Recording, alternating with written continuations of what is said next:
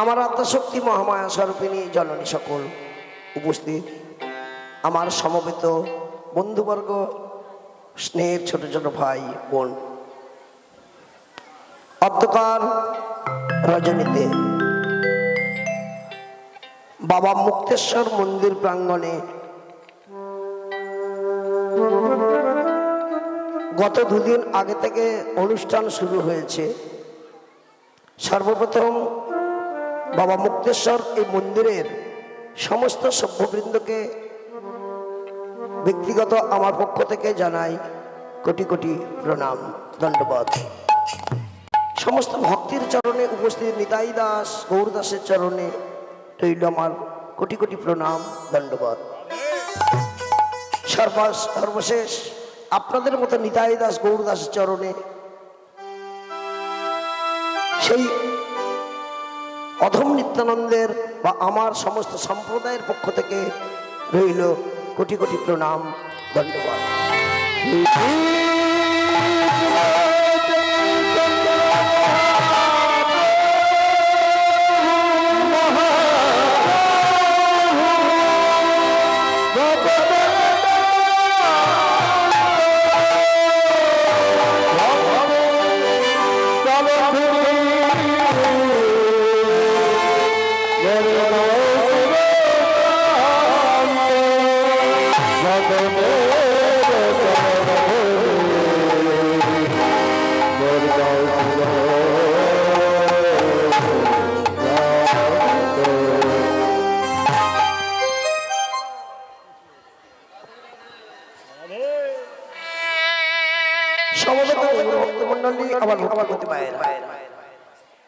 আপনাদের সবাকার চরণে কোটি কোটি প্রণাম, ধন্যবাদ জানিয়ে শুরু করতে চলেছি আমার কৃষ্ণ কথা, শুরু করতে চলেছি আমার গুরু গৌরাঙ্গের কথা।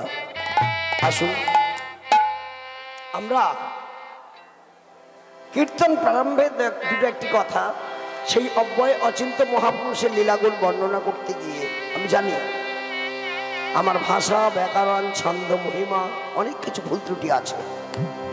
আপনারা পরম ভক্ত হয়ে, পরম বৈষ্ণব হয়ে সমস্ত ভুল ত্রুটি বাদ দিয়ে যদি আমার হরি কথার মধ্যে সামান্যতম সার বস্তু থাকে, সেই সামান্য সার বস্তুটুকু গ্রহণ করে অধম নিত্যানন্দ, এই দীন নিত্যানন্দকে হরি কথা বলার জন্য সাহায্য সহানুভূতি করবেন। প্রার্থনা করি আপনারা সবাই নিজ গুণে, সন্তান জ্ঞানে, বন্ধু জ্ঞানে আমায় সমস্ত অপরাধ ক্ষমা করে কৃষ্ণ কথা বলার জন্য সাহায্য করবেন। চলুন।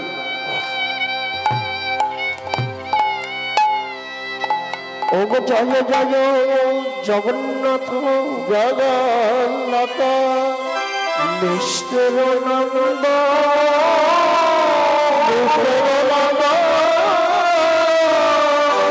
ওগো প্রভু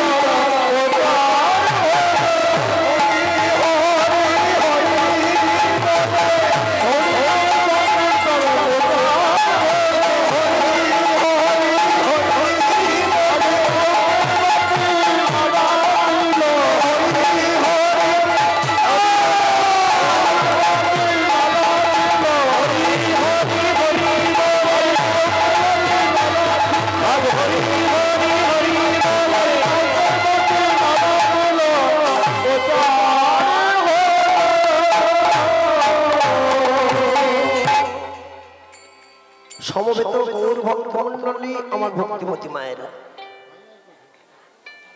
আজ থেকে 539 বৎসর আগে ওমা শ্রীধাম নবদ্বীপের মাটিতে শ্রী শচী গর্ভ সিন্ধু মাঝে অবতীর্ণ হলেন আমার মহাপ্রভু। আমার মহাপ্রভু অবতীর্ণ হয়ে আমাদের মতো হতভাগ্য কলির জীবকে দর্শন করে ভগবান তিনি কাঁদছেন, চোখের জল ফেলছেন। বলতে পারেন ভগবানের কি আসে যায়? আমাদের মতো হতভাগ্য কলির জীবকে দর্শন করে দেখে তিনি কাঁদবেন কেন? ভাবুন, আমরা তো ভগবানের জন্য আমরা কেউ কাঁদছি না। ভগবানের জন্য আমরা কেউ এক ফোঁটা চোখের জল ফেলে দেখেছি কোনোদিন যে ভগবানের কৃপা পাওয়া যায় কি না যায়? আমরা তো ভগবানের জন্য কোনোদিন কাঁদি না। তাহলে ভগবানের কি আসে যায়? আমাদের মতো হতভাগ্য কলির জীবকে দর্শন করে তিনি কাঁদছেন। আমার একটা একটা যুগের কথা চিন্তা করুন। সত্য, ত্রেতা, দাপর, কলি করে আপনারা প্রত্যেকেই জানেন, আপনারা যে সত্য, ত্রেতা, দাপর যুগে ভগবান নিজে হাতে অস্ত্র ধারণ করে, প্রত্যেকটা অবতারে নিজে হাতে অস্ত্র ধারণ করে যুদ্ধ বিগ্রহ ঘটিয়ে এই হিন্দু সনাতন ধর্মকে রক্ষা করেছিলেন। কিন্তু কলিযুগে আমার মহাপ্রভু অবতীর্ণ হয়ে আমাদের মতো হতভাগ্য কলির জীবকে দুর্দশা দেখে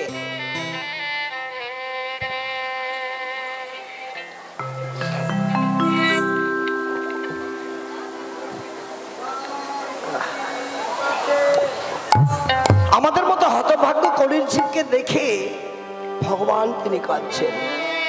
বারবার একটা কথাই তিনি বলছেন, রে কলির জীব, এই সংসার সমুদ্রের মাঝে এসে তোরা এমন সুন্দর মনুষ্য জন্ম লাভ করে তোরা শুধু আমার আমার আমার আমার করে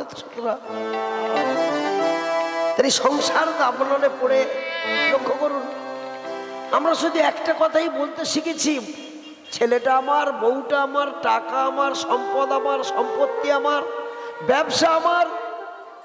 কিন্তু মা, আপনারা বলুন, আমরা কোনোদিনের জন্য নিজের বিবেকটাকে জিজ্ঞাসা করেছি যে সব যদি আমার, আমি কার?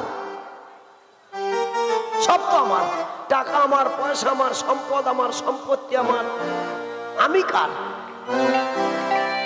কোনোদিনের জন্য ভাবারও চেষ্টা করি না, জানতেও চেষ্টা করি না। সারাটি জীবন শুধু আমার আমার করে বললাম। তাই আমার দয়াল ঠাকুর গৌর হরি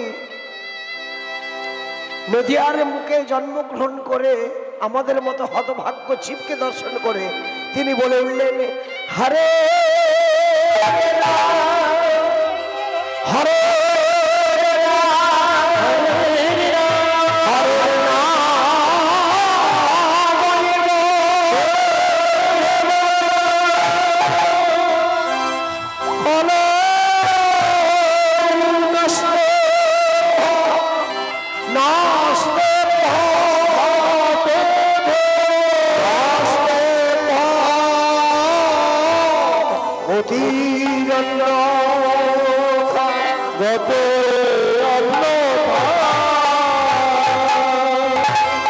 গুরু গম্ভীর নদে দাঁড়িয়ে আমার মহাপ্রভু ঘোষণা করলেন, কলির জীব, বর্তমানে কলিযুগে তোমরা যে মনুষ্য জন্ম লাভ করেছো, হ্যাঁ মা, আমরা যেমন সুন্দর মানুষ জন্ম মানে গ্রহণ করেছি, পেয়েছি, আমাদের জানতে হবে, আমাদের বুঝতে হবে, এমন সুন্দর মনুষ্য জন্ম লাভ করে আমাদের কর্তব্যটা কি? আমাদের ভগবান সম্পর্কে জানতে হবে। আমাদের মানুষ হয়ে জন্মগ্রহণ করেছি, আমাদের কর্তব্যটা কি? তাই আমার নদিয়ার বুকে আমার গৌর হরি এলেন, তাই শাস্ত্রকার লিখলেন, আমাদের গৌর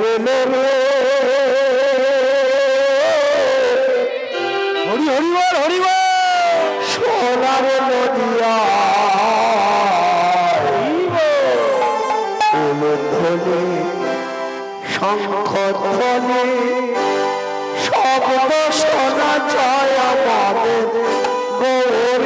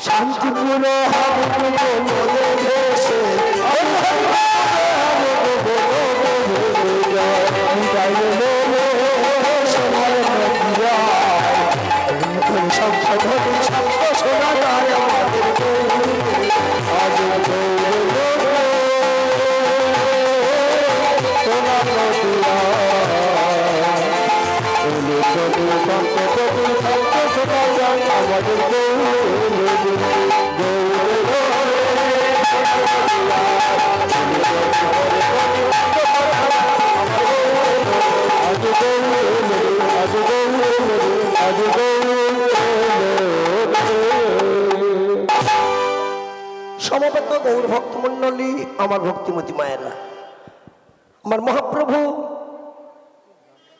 তিনি নদিয়ার মাঝে এসে আমাদের মতো হতভাগ্য জীবকে দর্শন করে তিনি কাঁদছেন, কিন্তু একটাই কথা বলছেন, এমন মনুষ্য জন্মটাকে যদি সার্থক করতে হয়, আমরা 84 লক্ষ জনে ভ্রমণ করে এমন মনুষ্য জন্ম লাভ করেছি, এই জন্মটাকে যদি সার্থক করতে হয়, দেহের ত্রিতাপে জ্বালা আদি দৈবিক আদি ভৌতিক আধ্যাত্মিক এই ত্রিতাপে জ্বালাকে যদি দূরীভূত করতে হয়, তাহলে একমাত্র শাস্ত্রকার শাস্ত্র সিদ্ধান্ত দিলেন একমাত্র কলিযুগে একটাই সম্বল। কলিযুগে নাম ছাড়া কলিজীবের গতি নাই, গতি নাই, গতি নাই। নাম আমাদের বলতেই হবে। দেখবেন আমরা কেউ নামকে যতই অবহেলা করি না কেন, শেষের দিনে দেখবেন মানুষের যখন অসহায় অবস্থায় আমরা হয়ে পড়ব, দেখবেন প্রত্যেকটা বাড়িতে আশেপাশে লক্ষ্য করবেন, শেষের দিনে যখন অসহায় অবস্থায় বিছানায় পড়ে ছটফট করবে, তখন অন্তত বলবে কি ভুল করেছি, সারাটি জীবন শুধু আমার করে দিন কাটালাম, একবারের জন্য গোবিন্দ বলে কাঁদলাম না, গৌর বলে কাঁদলাম না, কৃষ্ণ বলে কাঁদলাম না, সারাটি জীবন শুধু আমার করে বেড়ালাম, এই কি হলো আমার দুর্গতি। তাই ভক্তমণ্ডলী ভক্তিমতী মায়েদের কাছে আবেদন, মাইকটা এখন ঠিক হয় না, সাউন্ডগুলো সব বসে গেছে, এটা তাই আপনাদের কাছে অদম সন্তানের প্রার্থনা, আমাদের প্রত্যেকেই সময় থাকতে সদ্গুরুচরণ আশ্রয় করে নিরবধি রসনায় নামের নামামৃত রস আস্বাদন করে আমরা রাধা মাধবের চরণ ধরে, নিতাই চাঁদ গৌর চাঁদের চরণ ধরে আমাদের প্রত্যেকেই ভজন করতে হবে। ওমা, তাই পদকর্তা লিখলেন, ও বাসুদেব ঘোষে কহে জড়িত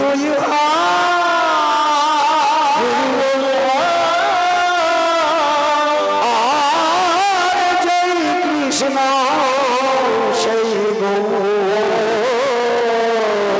আমার সেই জগন্নাথ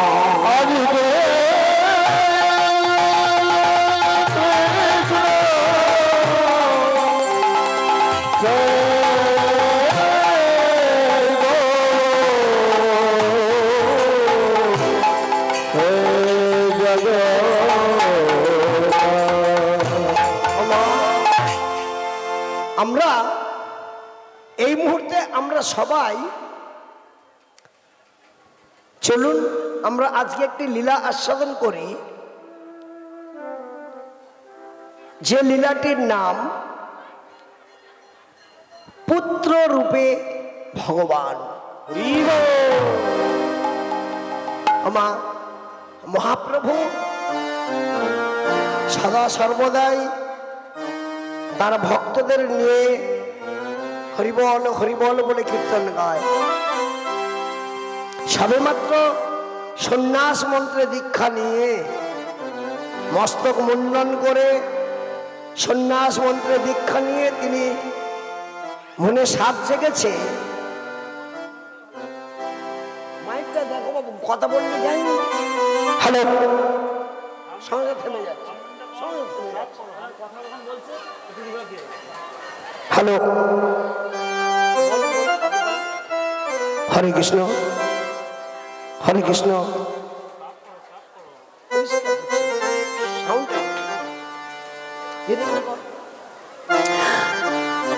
আমার মহাপ্রভু করলেন কি, অগণিত ভক্তদের নিয়ে আসুন, চলুন, অগণিত ভক্তদের নিয়ে ইচ্ছা জেগেছে জগন্নাথ দর্শন করবেন। আমা জগন্নাথ মন্দিরে সমস্ত ভক্তদের নিয়ে করলেন কি, চললেন জগন্নাথ মন্দিরের উদ্দেশ্যে, পুরী ধামের উদ্দেশ্যে। লেখা হলো আবেশেছ লীলা প্রভু জগন্নাথ মন্দিরে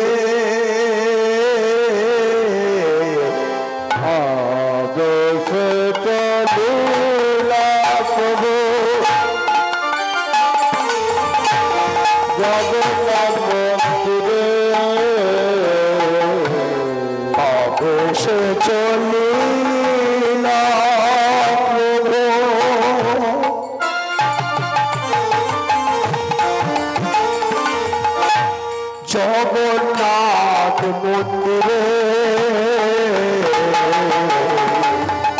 আজ আদেশে চলিলা প্রভু।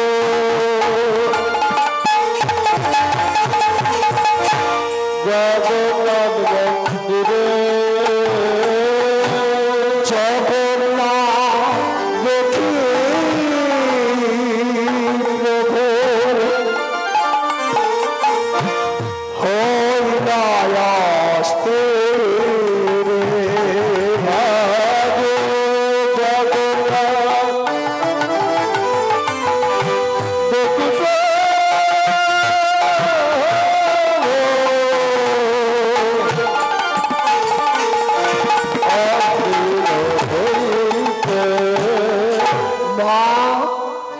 সমবেত গৌর ভক্তমণ্ডলী, ভক্তিমতী মায়েরা, মহাপ্রভু অগণিত ভক্তদের নিয়ে নিত্য নিত্য জগন্নাথ দেবকে দর্শন করেন।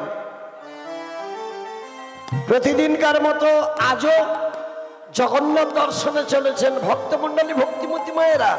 শাস্ত্রে বলা হচ্ছে তখনও পর্যন্ত গগনে সূর্যদেবের উদয় হয়নি, সবেমাত্র সূর্যদেবের আগমন হবে একেবারে প্রভাতকাল।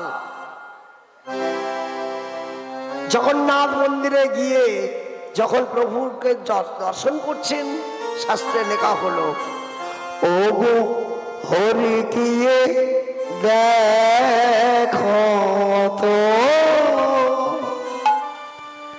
প্রভু জগন্নাথ হরি দিয়ে দেখো প্রভু প্রভু জগন্নাথ হরি দিয়ে দেখো তো প্রভু জগন্নাথ হরি দিয়ে দেখো প্রভু প্রভু জগন্নাথ প্রভু জগন্নাথ কিয়ে প্রভু জগন্নাথ হরি প্রভু জগন্নাথ কিয়ে প্রভু জগন্নাথ কিয়ে হরি কিয়ে দেখো প্রভু জগন্নাথ হরি কিয়ে দেখো প্রভু প্রভু জগন্নাথ হরি কিয়ে দেখো প্রভু প্রভু জগন্নাথ জগত সাজি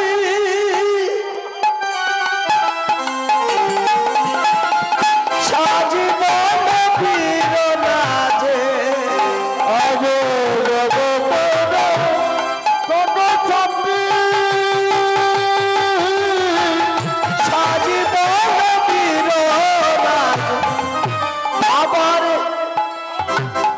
সুভদ্রা রথ কিয়ে দুজনের মাঝে সুভদ্রা কিয়ে দুজনের মাঝে হরি কিয়ে দেখো প্রভু জগন্নাথ হরি কিয়ে দেখো জয় গৌরবান হরি কিয়ে দেখো আরে প্রভু জগন্নাথ হরি কিয়ে দেখো প্রভু প্রভু জগন্নাথ ওমা প্রভু জগন্নাথ দেবকে দর্শন করছেন প্রতিদিনকার মতো আজকের ঘটনা লক্ষ্য করুন। প্রভু জগন্নাথ দেবকে দর্শন করছেন এমন সময় এই আপনারা যেমন অগণিত ভক্ত বসে আছেন, অগণিত ভক্তের পিছনে এক নূতন ভক্তের আগমন হয়েছে। বেশ বেশ মহাপ্রভু জগন্নাথ দর্শন করলেন। আচ্ছা, এখানে পুরী ধামে গেছেন কজন? একটু হাত তুলবেন। ও বাবা, সবাই গেছেন, ঠিক আছে, হাত নামান। এখন পুরী ধামে সবাই গেছেন, গিয়ে দেখেছেন জগন্নাথ দেবকে, মাঝখানে জগন্নাথ দেব,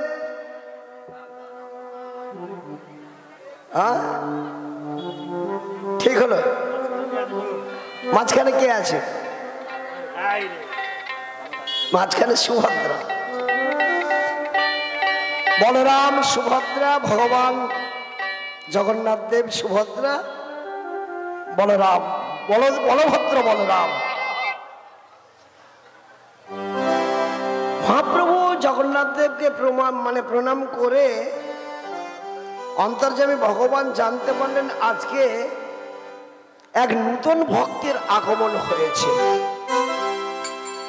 মহাপ্রভু আস্তে আস্তে নূতন ভক্তের কাছে গিয়ে জিজ্ঞাসা করলেন, এই যে বলি কি নাম তোমার? আগে আমায় বলছেন? হ্যাঁ গো, তোমায় বলছি। তোমার নাম কি? নূতন ভক্তটি বলে উঠল, আগে প্রভু আমার নাম গোবিন্দ ঘোষ। ও গোবিন্দ ঘোষ,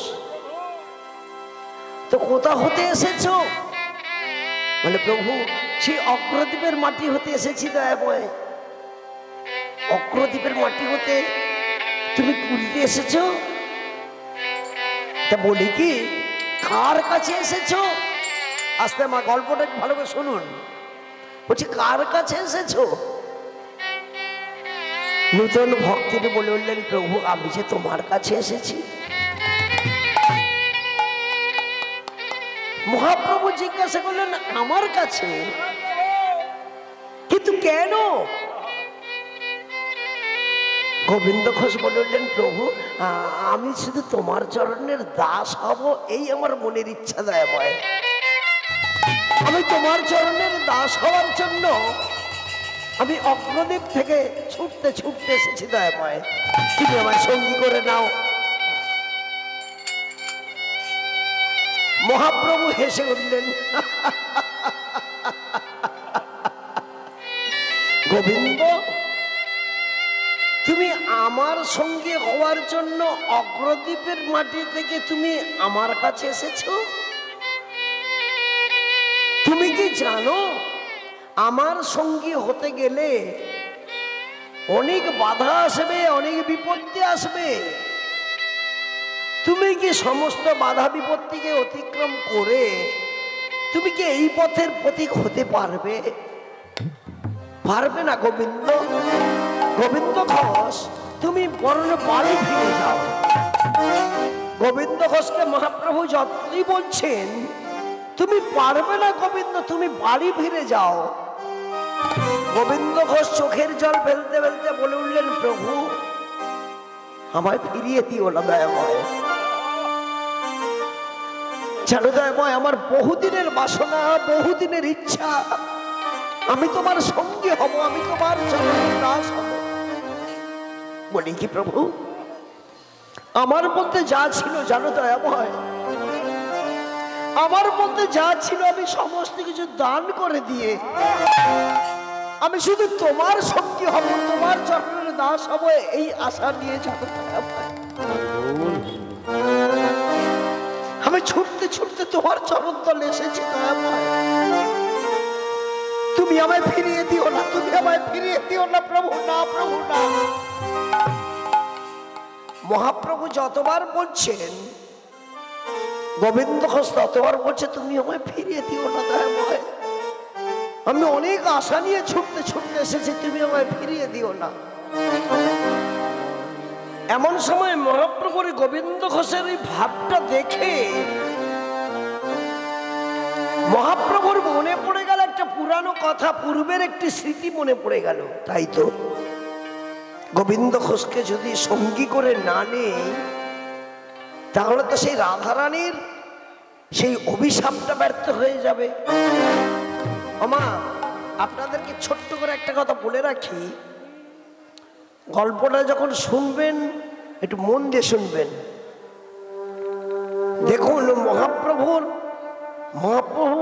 গোবিন্দ ঘোষকে দেখে মনে মনে চিন্তা করলেন, যদি গোবিন্দকে সঙ্গে করে না নিই, তাহলে রাধারানীর সেই অভিশাপ তো ব্যর্থ হয়ে যাবে।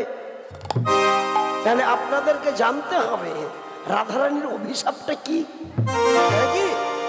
আপনাদেরকে জানতে হবে রাধারানীর অভিশাপটা কি। আমার আপনারা রাসলীলা শুনেছেন, একটা ছোট্ট একটা কাহিনী বলি। রাসলীলা শুনেছেন না? কি দেখেছেন? রাসমঞ্চে অনেক গোপী আর ভগবান কৃষ্ণচন্দ্র সমস্ত সখীদের হাত ধরে ধরে কি করছে? নৃত্য করছে, নাচছে। আজকে একটা ছোট্ট ঘটনা বলি। দেখুন, মহাপ্রভু মনে করেন রাসমঞ্চ, এখানে ভগবান কৃষ্ণচন্দ্র রাসমঞ্চে গোপীদের হাত ধরে ধরে নৃত্য করছে। কেমন দেখুন ওমা, এদিকে লক্ষ্য করুন, একটু উলুধ্বনি দেবে না? উলুধ্বনি শঙ্করধ্বনি যে শাক থাকে,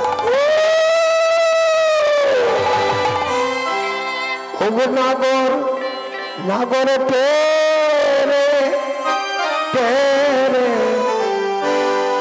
হারায়ে রাই বয়া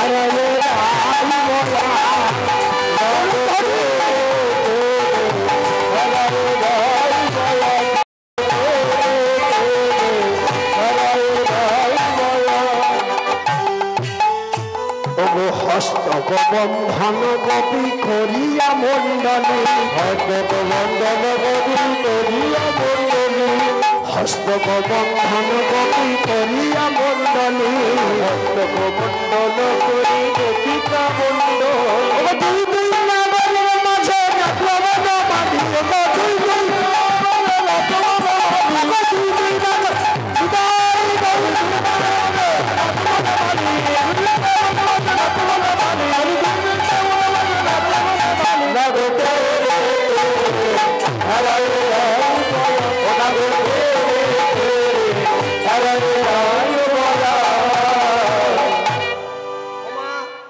একটুখানি শুধু কাহিনীটা একটু বলে দেব। আপনাদের মনে আছে নিশ্চিত, আপনারা বহুবার শুনেছেন রাসলীলা গোপীদের। আচ্ছা আপনাদেরকে জিজ্ঞাসা যদি করি, আচ্ছা একজন তো ভগবান কৃষ্ণ, মানে অনেক গোপীদের মাঝে পুরুষ ছিল কজন মা?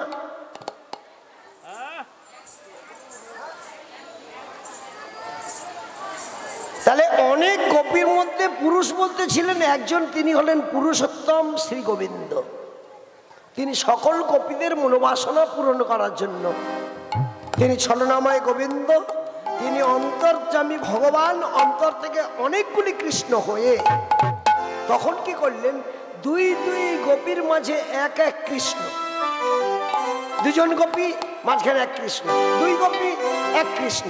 আর আপনারা আস্তে আস্তে আস্তে আপনারা অনেক ছবিতেও দেখেছেন, ক্যালেন্ডারে দেখেছেন। হ্যাঁ, আচ্ছা বলতে পারেন ভগবান গোপীদের হাত ধরে আছে না গোপীরা ভগবান হাত ধরে আছে? আস্তে দুই দুই গোপীর মাঝে এক এক কৃষ্ণ হয়ে ভগবান গোপীদের হাত ধরে ধরে আছেন। আর ভগবান চিন্তা করছেন, এরা সবাই বলে কৃষ্ণ কৃষ্ণ, আমি তোমাকে সব থেকে বেশি ভালোবাসি, তাহলে ভালোবাসার পরীক্ষাটা নেব। ভগবান করলেন কি, দুই দুই গোপীর মাঝে এক এক কৃষ্ণ হয়ে হাতটাকে ধরে একটু একটু ইঙ্গিত করছেন। লক্ষ্য করুন, হাতটাকে আস্তে আস্তে চাপছে, আর সব গোপীর হাত চাপছে। ওমা, যে গোপী হাতটা ধরে আছে উনি মনে করছেন যে কারো হাতে চাপ দিচ্ছে, আর আমাকে বুঝি ইঙ্গিত করছে, ইশারা করছে। এখন ভগবান ছলনাময় গোবিন্দ তিনি কিন্তু সকলকেই হাত ধরে ইঙ্গিত করছেন। দেখি এরা কি করে, সকলেই মনে মনে চিন্তা করছে, কৃষ্ণ আমারি আমারি আমারি প্রাণ, কৃষ্ণ